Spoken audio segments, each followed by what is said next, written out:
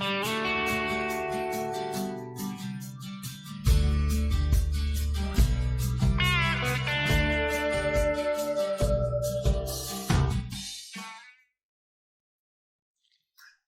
안녕하십니까. 세상읽기의 심리학자 김태형입니다. 반갑습니다. 김진양입니다. 전 개성관 이사장입니다. 네, 반갑습니다. 지금은 전 이사장이 아니시고, 네. 현 의장님이라고. 한반도 평화경제회의 회의 의장. 의장님. 네. 뭐 다들 근데 잘 모르고요. 한반도 평화경제회의보다는 개성관 전 이사장 이렇게 그게 더, 통칭을 하죠. 그게 더 높은 직책이었나요? 아닙니다. 부르기 좋은. 다들 뭐 미스터 개성단으로 계속. 전 이사장님. 네네. 네네. 처음 나오셨습니다, 이 방송에. 그렇습니다. 네. 아주 좋은데요. 아늑하고. 근데 네. 진행자가 워낙 마음에 들어서. 네, 뭐, 어쨌든 조회수 거의 없는 방송입니다. 관계없이. 네, 감안하시고. 초대해 주었습니다. 네. 자, 이번에 네. 총선이 얼마 전에 있었지 않습니까? 어떻습니까? 총선을 보시고 총평을 해주신다면. 참 많은 분들이 기대가 높았었던 것 같아요. 그래서 네. 저는 그 기대에 부응하고 싶었는데, 총평, 네. 두 단어, 네. 안타까움, 안타까움, 좌절. 기분이 썩 좋지는 않다. 물론 정치학자라서 한국 역대 선거 역사상 이만큼 큰 압도적인 압도적인 의석수를 준 건 없어요. 예. 그랬는데 기대치가 워낙 높아서 한마디로 사실은 한 200석 다들 이야기했으니까 넘어서 그게 사실은 거부권 무력화할 수 있는 부분 내지는 개헌선 탄핵까지 이런 것들이 가능했던 200석을 나름 조금 기대까지 했는데 안 되는 과정 속에서 안타까움. 네. 그리고 이제 조금 더 미시적으로 이번에 22대 국회 구성과 관련된 민주당, 국회, 조국 혁신당 이런 좀 면면들 쭉 보면서 평화 문제, 통일 문제, 한미 관계와 관련된 우리 사회의 근본 적폐 문제를 좀 돌파할 수 있는 지점들과 관련해서 인적 구성원들이 되겠나 뭐 이런 생각들도 좀 있고 여하간에 전반적으로 조금 썩 기분이 좋지는 않은 조금 안타까움이 있다. 이 정도로 말씀드릴 수 있을 것 같아요. 네. 뭐 저는 그럭저럭 무난하다고 생각하는 결과가 나왔다고 보고 전 좋아했습니다. 아주 속이 후련하다 이 정도면 이런 생각을 했었고 물론 200석 넘으면 좋죠. 그렇죠. 근데 190석도 괜찮다 이런 생각이 들고 맞습니다. 엄청난 의석이죠. 네네. 저는 역시 국민들의 대세 물결 흐름은 엄정하구나. 고향이 대구니까 대구, 경북, 부산, 경남 대부분 지지했던 분들은 낙선했지만 득표율은 예전보다 많이 올라왔다. 많이 올라왔죠. 정치 진영의 변화가 일정 정도 있다. 그래도 안타까움은 없지 않다. 이렇게 설명할 수 있을 것 같습니다. 자, 근데 어쨌든 전 이사장님 전공 분야와 관련된 얘기를 좀 해보고 싶은데 이 한반도에 지금 심각한 위기가 지금 닥쳐오고 있는 상황 이미 왔죠. 왔다고 봐야 되는데요. 윤석열 정권이 지금 개판치고 있는 가장 큰 원인 중에 하나가 바로 이 한반도 문제를 잘못 풀고 있기 때문에 국제 문제를 잘못 풀고 있기 때문이다 라는 것이 이제 중평인데 이번 국회에는 그걸 해결할 만한 적임자들이 거의 없다.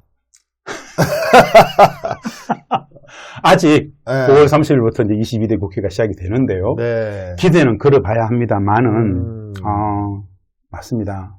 소위 말씀처럼 근본 문제 검찰 독재다, 윤석열 정부의 수많은 대행, 부조리, 많은 것들을 가능하게 하고 있는 70년 적대적 분단체제, 분단적폐, 이 문제, 불평등, 한미관계, 사실은 평화참사, 외교참사, 안보참사를 설정하고 일본과의 굴욕적 외교, 어마어마하게 많지 않습니까?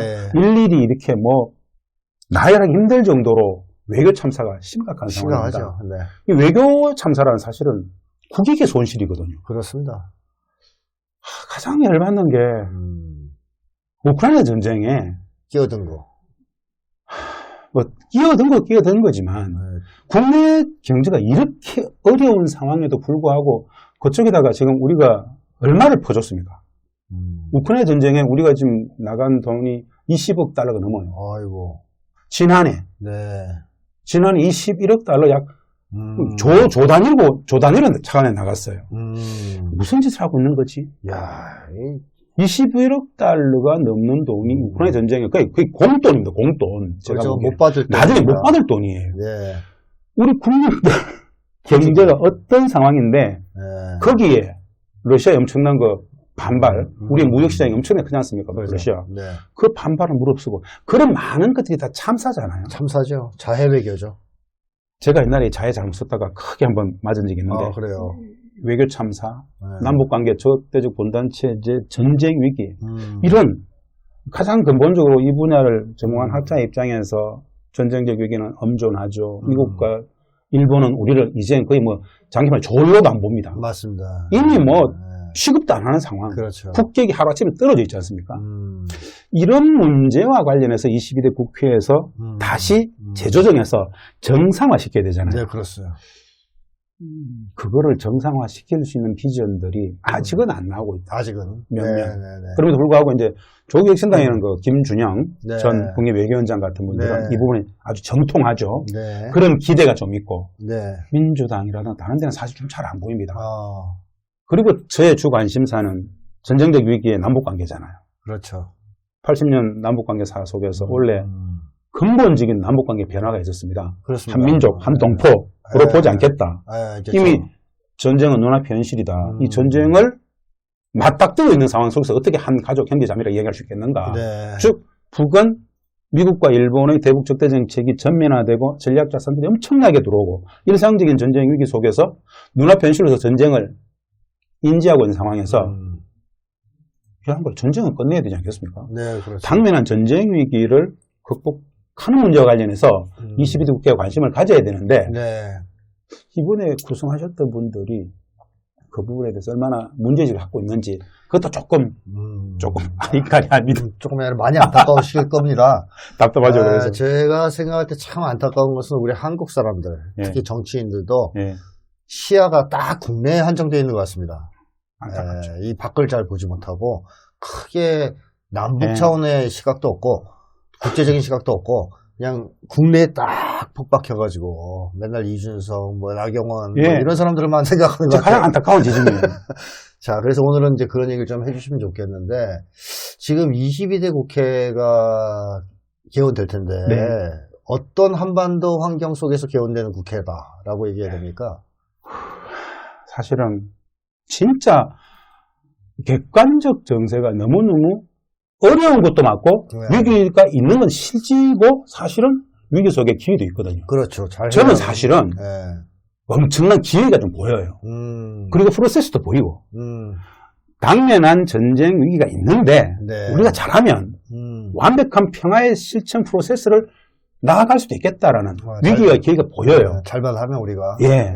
뭐냐 하면 당면에서 사실 윤석열 정부가 외교 참사, 안보 참사, 평화 참사를 만드는 과정 속에서 전쟁이 끝나지 않은 땅에서 대북 적대 정책을 전면하면서 미국과 일본의 인도태평양 전략에 제일 앞 선두에 서게 된 과정 속에서 전쟁이 있는 거거든요. 그렇죠. 자, 그러면은 미일 인도태평양 전략 관련해서 우리가 재조정하면 됩니다. 네. 재조정하면 돼요. 두 번째, 북측은 현재의 정치 정세를 전쟁적 위기로 봤잖아요. 네. 먼저 선제 공격하지는 않겠다 그랬어요. 걸어온다면 그 전쟁을 피하지 않겠다 그랬단 네. 말입니다. 이런 상황인데 전체적으로 가장 큰 기회는 어디에서 오는가? 불평등 왜속적인 한미 관계의 그 미국이라는 축의 네. 힘이 네. 계속 태조세에 있다. 그렇죠. 뭐 엄청난 태조세에 있지 뭐 않습니까? 쉽게 얘기하면 지금 미국은 거의 무너져가고 있는 흐름이고. 이건 우리 네. 시청자분들이 이제 아시겠지만은 좀 더 속속들이 미국의 저 위기는 네. 너무 오래된 단순히 경제의 문제가 아니고 단순히 정치의 문제가 아니고 미국 사회 체제 전체가 맞닥뜨린 네. 정신의 소멸, 윤리 도덕의 상실, 맞습니다. 무심분립이 되는 네, 거죠. 네. 신뢰가 사라진 사회 속에서 신뢰가 사라지기 때문에 윤리 도덕도 사라지고 그야말로 말도 안 되는 국가 시스템이 다 허물어지는 상황인데 네. 미국의 태조라는 것은 뭐 우리한테는 사실 기회지 않습니까? 네. 한반도 전쟁 위기 핵심은 미국의 대북 적대 정책이 밑바탕에 있기 때문에 네. 미국의 태조라는 것은 사실은 좋은 정상적인 거죠. 합니다. 네, 좋은 거죠. 요 상황에서 제가 나름 전쟁 위기, 불평등 예속 구조, 예를 들어 한미 상호 방위조약이라든가, 네. 전시작전권의 문제라든가, 네. 주한미군 조동원 지휘협정의 문제라든가, 방위 분담금 문제라든가, 이런 부분들, 구조적으로 70년간 대한민국의 국익을 구조적으로 훼손해왔던 지점들을 네. 해소할 수 있는 프로세스들은 나와 있어요, 사실은. 분명히 있어요. 있다. 있어요. 네. 그걸 실천할 수 있는 상황은 되고 있는데, 22대 국회 구성원들이라든가, 외교부, 국방부, 우리 정부 부처 관계자들은 네. 감히 한미 관계를 대한민국의 국익에 맞게끔, 우리 국민들의 행복, 국익에 맞게끔 재조정하겠다는 생각 자체를, 네. 발상을 네. 아예 하지 못하고 있다. 네. 왜? 그건 불경죄에 해당된다. 사대주의, 불경죄. 그런 생각 자체가 없다 그러더라고요. 네. 저는 우리 이 방송에 유경환 대표 나오지 않습니까? 네.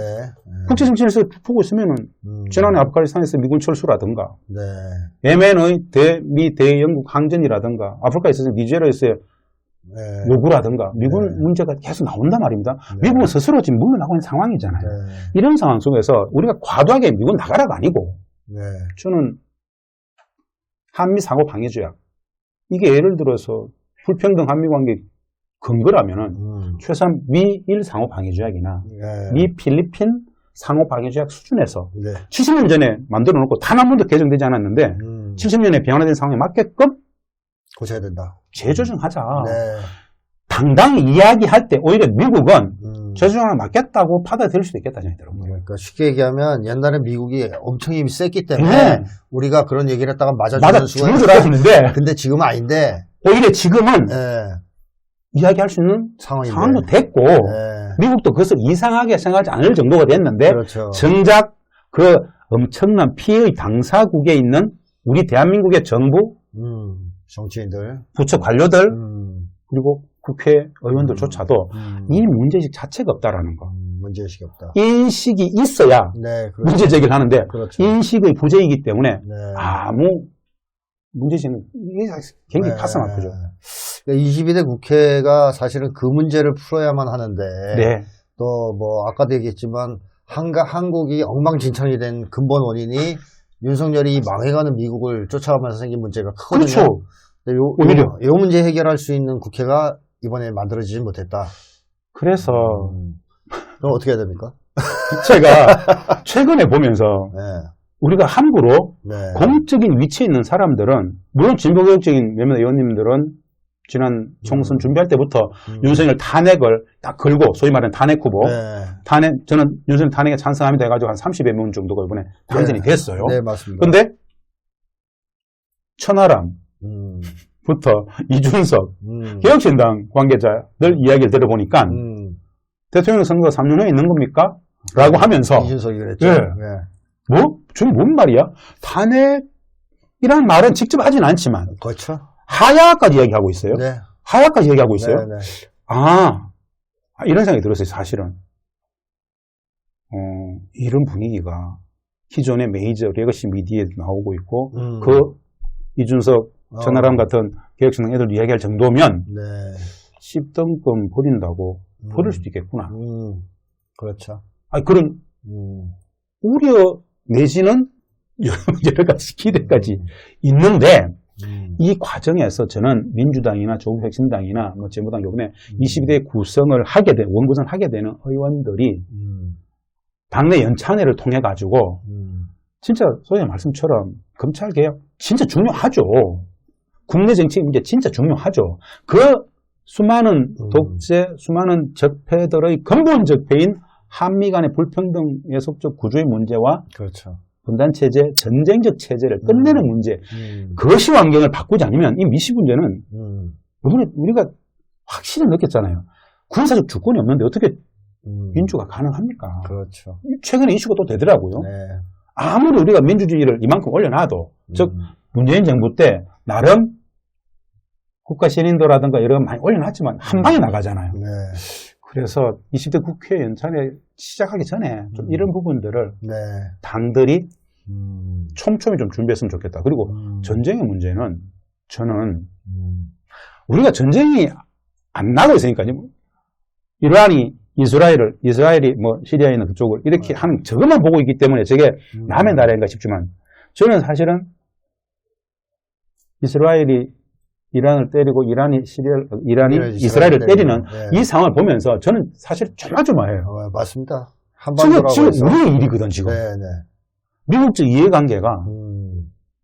이해관계가 반영이 된 결과인데 사실은 저는 명확히 이렇게 생각합니다.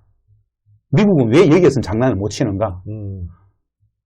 이란, 우크라이나, 아프가니스탄 뭐 이쪽하고 근본적으로 다른 상황이 하나 있죠. 여기에서 전쟁이 나면 미국 본토도 전쟁에 휘몰리잖아요. 핵도 맞게 생겼죠. 여기서 한반도의 전쟁은 다음날 미 본토가 포함되는 전면전이잖아요. 그렇죠. 세계대전. 세계대전이기 때문에 미국이 바로 인볼브 될 수밖에 없는 핵전쟁이 가시가 들어오기 때문에 공포 때문에 안 하는 거란 말입니다. 맞습니다. 그런데 이런 문제의식이 없는 일부 몰지각한 무모한 무책임한 윤리 도덕이 없는 일부 작전 세력들이 건드릴 수 있는 장난칠 수 있는 여지가 있어요. 사고 칠 수 있다는 겁니다. 사고.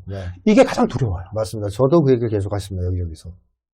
이거는 우리가 북측을 너무 세피하게 보다 보니까 저것들 옆에서 손가락만 탁 밀면 확 넘어질 것 같은 이런 식으로 배웠기 때문에 그렇죠. 근데 근본적으로 변한 한 가지가 있어요. 왜 이게 위험해졌느냐? 옛날에는 이렇게 제가 큰 걱정을 안 했어요.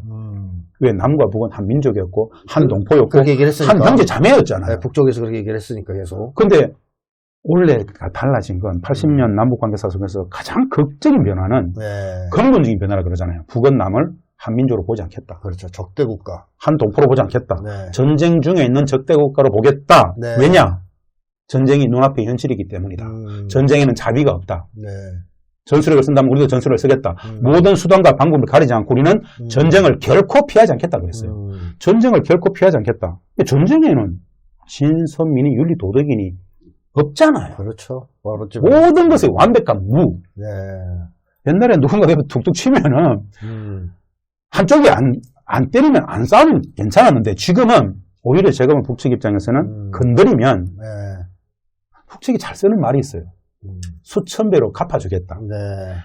미국적 이해관계 속에서 장난쳐가지고 조금을 건드리면 기다렸다는 듯이 딱 낚아채가지고 확 칠 수 있다. 이게 저는 계속 두려워요. 이 부분을 제가 국회에서 다른 사람들하고 토론할 때 에이 북이 안 그래 이렇게 얘기를 해요. 북을 진짜 모르는 거예요. 이건 무슨 뜻이냐? 역지사지가 돼봐야 돼요. 근데 우리는 역지사지가 될 수가 없어요. 모르는데 뭐 어떻게 됩니까? 북을 알아야 역지사지가 그렇죠. 되죠. 맞습니다. 근데 북은 분명히 해요. 한풀이 하듯이 할 수 있어요. 아주 계산된 행위로. 그게 조금 두렵다라는 거. 많이 두렵다는 거 사실은. 근데 그런 북측의 전략적 이해를 안다라면 경거망동하지 말아야 되는데 일부 사고 칠 수 있는 작전 세력은 그 살짝 움직여가지고 살짝 장난쳐가지고 그렇죠. 뭐 군수산업가들의 어떤 배를 좀 불리겠다라는 식의 어처구니없는 생각을 하는 순간 누구도 감당할 수 없는 미국 본토고 뭐고 아무것도 없는 상황을 갈 수 있다. 북은 그럴 수 있다라고 보는 거예요. 이게 두려움이에요. 미국의 작전 세력도 문제고 이 한국에 있는 이 바보들 있지 않습니까? 사실은 이제 후자예요. 후자. 윤석열과 사실 예를 즉 강끝 즉시 강의 끝까지 뭐 선조치 후보고 이게 얼마나 무서운 거냐면요. 선생님 보세요. 제가 청와대에서 NSC 근무할 때 한반도 평화제 담당관 시절에 이게 소위 말하는 현장에서의 위기관리 매뉴얼 관해서 그게 NL이든 NLL이든 DMZ단의 비무장지단 관계없이 말입니다. 대위급이, 소령급이, 중령급이 전면전을 결정할 수 있습니까? 원래는 안 되죠. 하면 안 되잖아. 그럼요. 그래서 전면전이라는 게 뭡니까? 다 죽는 건데. 그렇죠. 그래서 유사 상황이 발생하면 즉각 보고해서 지침을 받게 돼 있어요. 이게 매뉴얼이었어요. 그런데 현장에서 선 조치하고 후 보고하라 그러잖아요. 그거 뭐 쏘고 나서 하라는 건데 전쟁이 일어날 거 아닙니까? 그러면은 중대장 대위가 전쟁을 개시할 수 있는 거예요. 그렇죠. 거기 만약에 한동훈 대위가 있다. 그럼 어떻게 큰일 나는 거 아니에요? 한동훈 대위. 신원식 대위나. 이게 아찔한 거예요. 그 대위가 전면전인 줄 알고 했겠습니까? 그렇지. 일단 쏘는 거죠. 선조차라 그랬으니까 명령이에요. 이거는. 명령이야. 그렇죠. 유사 상황에 북측에서 오발이든 뭐든 공중이든 뭐든 소리가 났어. 저기 어디로 날아가는지도 모르겠어. 소리가 났잖아. 우리도 쏴야 돼. 쏠 수 있어요. 그렇죠. 그럴 수 있죠. 이런 것 때문에 5천만, 8천만 민족의 생존권이 쥐락펴락 될 수 있는 게 바로 선조적 후보가라는 그 엄청난 함정이에요. 네, 맞습니다. 근데 아무도 선조적 보고는 맞는 것 같거든. 전제 자체가 저쪽에서 때렸으니까 이게 아니고 군사 분계선 상에서는 별의별 뜻이 다 발생해요. 맞습니다. 멧돼지 하나 가지고 상을 쏘는 경우도 있단 말입니다. 네.